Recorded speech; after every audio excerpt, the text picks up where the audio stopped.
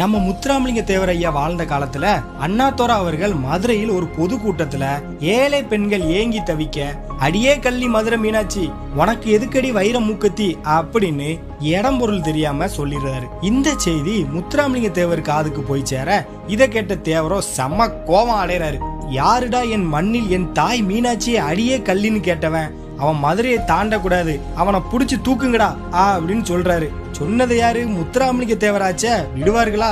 நேதாஜி படைக்கு வெற்றிவேல் வீரவேல் அப்படின்னு வீரம் முழக்கமிட்டு சென்றவர்கள் வேற விடிய விடிய தேடுதல் வேட்டில தொடங்க ஆரம்பிச்சிட்டாங்க. இந்த செய்தி தெரிஞ்ச அண்ணாதுரை அவர்கள் மதுரையில் தன் கட்சிக்காரர் ஒருவர் வீட்டில் ஒளிந்து கொண்டு வேற வழி இல்லாம தேவரிடம் மன்னிப்பு கேட்டு மதுரையில இருந்து தப்பித்து சென்றாராம். அதற்கப்புறம் முத்துராமலிங்க தேவர் இறக்கும் வர அண்ணாதுரை அவர்கள் மதுரை மண்ணிற்கு வரவே இல்லையா. முத்துராமலிங்க தேவரை 1956 மதுரை மீனாட்சி அம்மன் கோவில்ல ஒரு தமிழ் மாநாடு நடக்குது. ஜூன் மாசத்துல 10 நாட்கள் நடக்குது.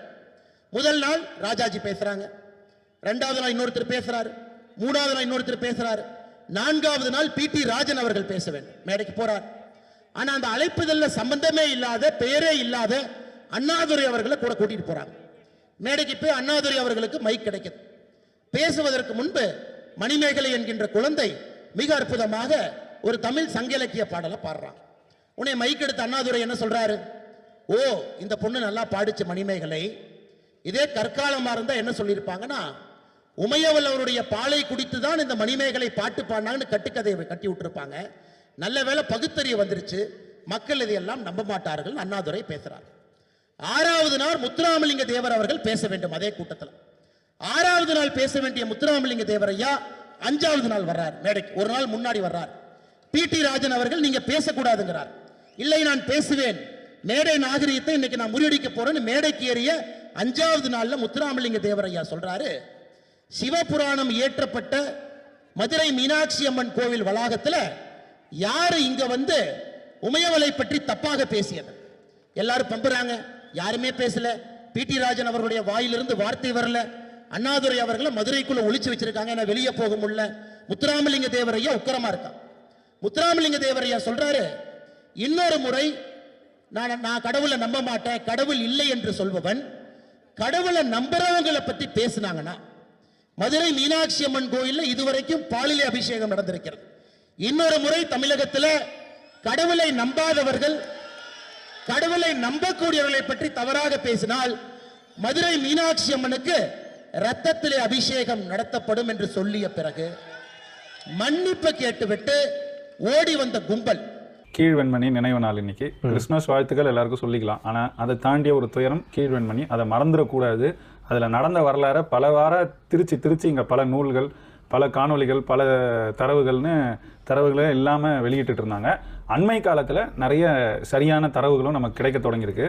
அதோட தொடர்ச்சியாக எனக்கு அண்மையில் கிடைத்த ஒரு மிக அருமையான ஆவணம். இது வந்து வெளியே வந்து ஒரு 6 ஆண்டுகள் தான் ஆகுது. 2018 வெண்மணியோட 50வது கீழ்வெண்மணி படுகொலையோட 50வது ஆண்டை குறிக்கிறது போல ஒரு நினைவு மலர் ஒன்று வெளியிட்டாங்க. யாரு? கம்யூனிஸ்ட் கட்சி, மார்க்சிஸ்ட் கம்யூனிஸ்ட் தீக்கதிர் வெளியிட்டு இருக்கு. அதுதான் ரொம்ப முக்கியம். அவங்களே தான் வெளியிட்டாங்க. அந்த ஆவணம் நமக்கு கிடைக்கப்பெற்றது. இது ஆவணமான ஆவணம் தான், முக்காவாசி விளம்பரமா இருக்கு. அதை பத்தி தான், அதனால தான் அதை பத்தி பேசணும். இல்ல, நீங்க சொன்ன மாதிரி இது சிரிக்கக்கூடிய ஒரு தலைப்பு இல்லதான். ஆனா வந்து நேரடி ஒரு புகைப்படம், வெண்மணியில எடுக்கப்பட்ட ஒரு புகைப்படம். அவங்க 44 பேரோட பெயர்கள் இருக்கு. இந்த மாதிரி நிறைய சில சான்றுகளும் இருக்கு. அதாவது பார்ப்பன எதிர்ப்பு பேசியிருந்தாலும், யாரா இருந்தாலும், நமக்கு வந்து பிறமொழியாளர் ஆதிக்கத்தை எதிர்த்தாலும், ஒரு பிறமொழியாளராக இருந்தாலும், ஒரு பார்ப்பனராக இருந்தாலும், அந்த மண்ணில் மக்களுக்காக போராடின சீனிவாசராவ் இவரை வந்து நம்ம போற்றாம இருக்க முடியாது. அதனால இவருக்கும் நம்மளுடைய வணக்கத்தை தெரிவிச்சுக்கலாம். வெண்மணின்னு சொல்லும் போதே எல்லாருக்கும் தெரியறது அந்த 44 பேர் படுகொலை தான். அந்த படுகொலை எப்படி நடந்தது, யார் ஆட்சியில் நடந்தது, அதுக்கு ஆட்சியாளர்களும் அவர்களுடைய கொள்கை வழிகாட்டிகளும் என்ன செஞ்சாங்க அப்படிங்கிறதெல்லாம் முற்றும் முழுதா இந்த 50வது ஆண்டு மலர்லேயே மறைச்சிட்டாங்க இதே கம்யூனிஸ்டுகள். ஆனால் அது எவ்வளோ பெரிய துரோகம் தெரியுமாண்ணே? உண்மையாகவே இவங்க கிட்ட தான் அது தொடர்பான பல முக்கிய ஆவணங்கள் இருந்துச்சு. குறிப்பாக வந்து தீக்கதிர்கிட்ட தான் அது தொடர்பான கள நிலவர ஆவணங்கள் நிறைய இருந்துச்சு.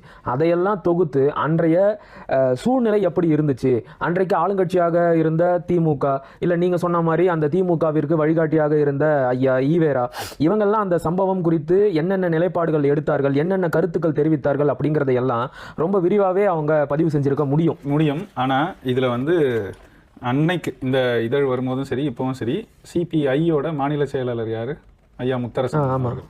அந்த முத்தரசன் ஒரு கட்டுரை எழுதியிருக்காரு. சரி, முத்தான கட்டுரை.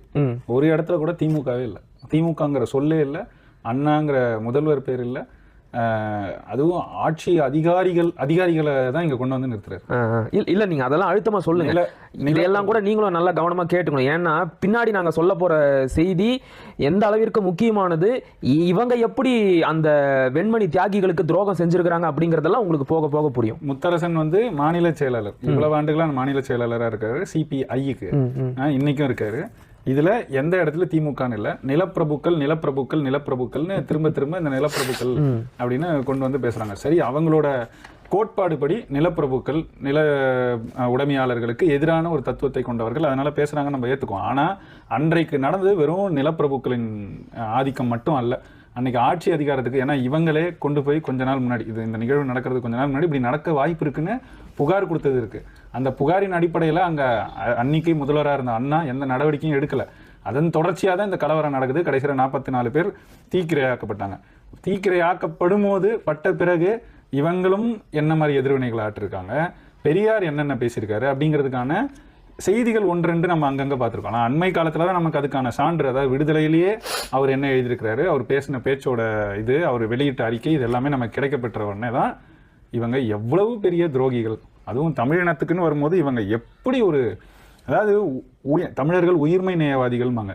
இங்கே வந்து அடிப்படை மனித நேயமே இல்லை. பெரியார் வந்து மொழிக்கு, அதாவது அவர் ஒரு மொழி பற்றாளர் கிடையாது, இனப்பற்றாளர் கிடையாது, மதப்பற்றாளர் கிடையாது, இருந்ததெல்லாம் மனிதப்பற்று மட்டும் அப்படிம்பாங்க. மானுடப்பற்று, மனிதப்பற்று அப்படிம்பாங்க. உண்மையிலேயே மானுடப்பற்றோ மனிதப்பற்றோ இருந்த யாராவது இந்த 44 பேர் கொல்லப்படும் போது இப்படிப்பட்ட ஒரு நிலைப்பாடை எடுப்பாங்களா, இப்படி பேசுவாங்களான்றது இருக்குல்ல, அதை நினைச்சு பார்க்கும்போது, எண்ணி பார்க்கும்போது தான் நமக்கு உண்மையிலேயே இவங்க மேல ரொம்ப கோபமும் வெறுப்புமே வருது. வெறுப்பெல்லாம் நம்ம தள்ளி வச்சுட்டு என்ன செஞ்சாங்கன்றதான் நம்ம வந்து ஆழமா பேச வேண்டியிருக்கு. அதுக்கு தான் முக்கியமா இந்த காணொலி, அதுவும் இதே நாளில் மக்களை சென்றடையணும்னு நினைக்கிறோம். சரிண்ணே, இப்போ உண்மையாகவே அன்றைக்கு என்ன நடந்தது அப்படிங்கிறத ரொம்ப சுருக்கமாக விலக்கி சொல்லிட முடியுமான்னு எனக்கு தெரியல. ஏன்னா கீழ வெண்மணி சம்பவம் அப்படிங்கிறது ஏதோ இன்னிலிருந்து சரியாக ஒரு 56 ஆண்டுகளுக்கு முன்னாடி கீழத்தஞ்சை மாவட்டத்தில் 1968 டிசம்பர் மாதம் 25ஆம் தேதி தொடங்கி அன்றைக்கே முடிஞ்சு போன ஒரு சம்பவம் கிடையாது. அது வந்து பார்த்திங்கன்னா மிக நீண்ட நெடிய வரலாற்று பின்னணி கொண்ட ஒரு சம்பவம்.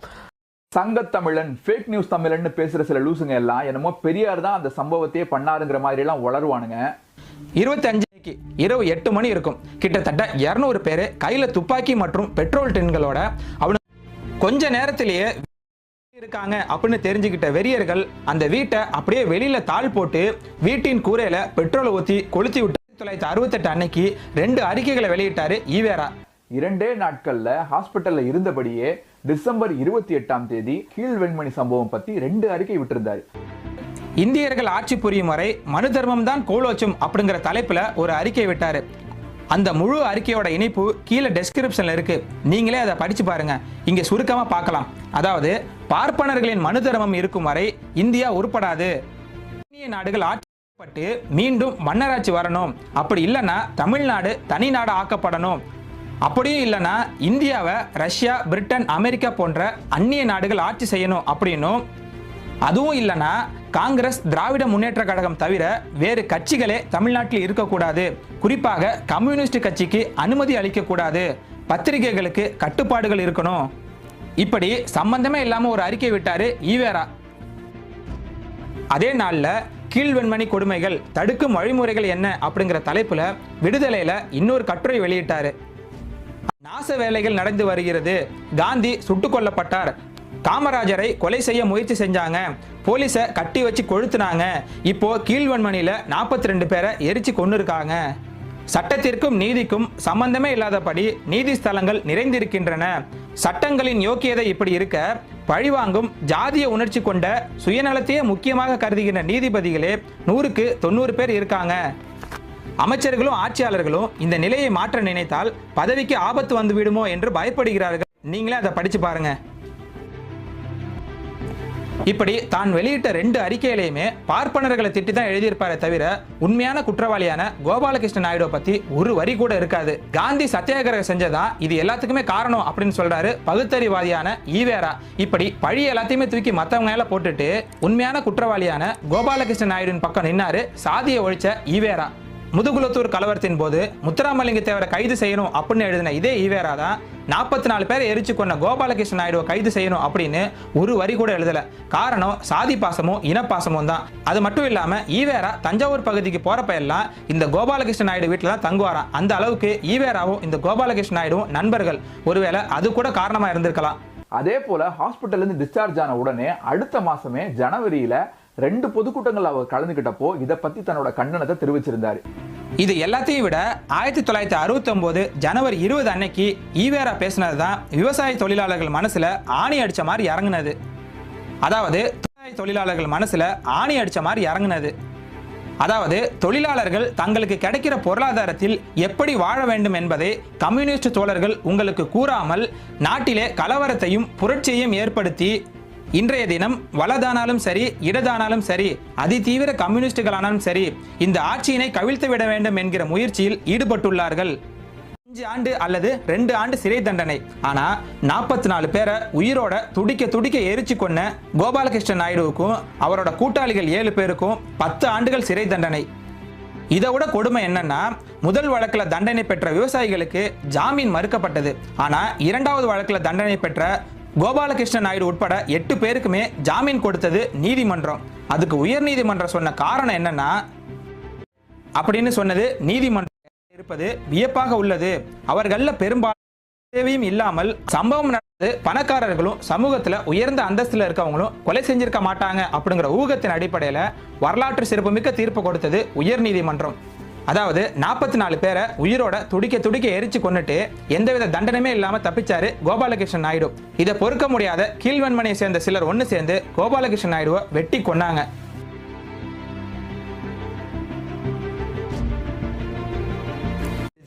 எழுத்தாளர் பூமணி வெக்கை அப்படிங்கிற புத்தகத்தை எழுதினாரு. இந்த புத்தகத்தை தழுவிதான் சமீபத்தில் வந்த அசுரன் அப்படிங்கிற படம் எடுக்கப்பட்டது. இப்படி இறந்து போன 44 பேர் நினைவா அந்த குடிசை இருந்த பகுதியில் ஒரு நினைவு சின்னம் எழுப்பப்பட்டிருக்கு. இப்படி சாதி வெறியால ஒரு மிகப்பெரிய படுகொலை நிகழ்த்தப்பட்டதை கண்டிச்சு